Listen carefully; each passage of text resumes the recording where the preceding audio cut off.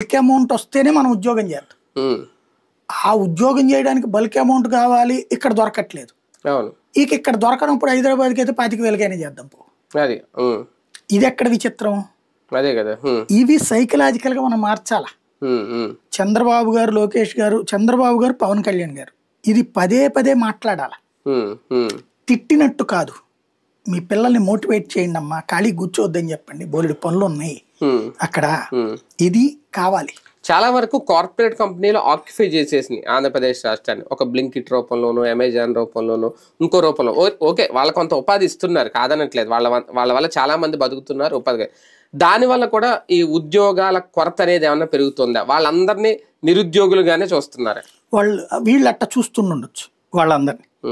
ఎందుకంటే మనకి ఈ ఉద్యోగిత అనే దానికి కౌంట్ ఏంటంటే పిఎఫ్ రిజిస్టర్డ్.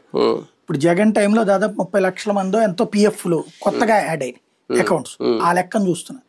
ఇప్పుడు వీళ్ళు ఏం చేయాలంటే రాష్ట్ర ప్రభుత్వం ఈ స్విగ్గీలు వీళ్ళందరూ కూడా పిఎఫ్ పెట్టండి ప్రతి నెల అని చెప్పాలి వచ్చే దాంట్లో. అలా పెడితే అప్పుడు సంఖ్య పెరిగినట్టు ఉంటుంది విపరీతంగా. కాకపోతే నన్ను అడిగితే హైదరాబాద్ లో దీనికి తాతల లెక్క ఉన్నాయి, చాలా ఉన్నాయి. ఇక్కడ మన దగ్గర పనిచేసేది దానికంటే 100 రెట్లు ఎక్కువ పనిచేస్తున్నారు. ఎక్కడో అక్కడికి వెళ్ళి అక్కడ స్విగ్గీలో జొమాటోలో పనిచేస్తున్నారు కదా. మనకి ఇక్కడ గనక ఇవే లేకపోతే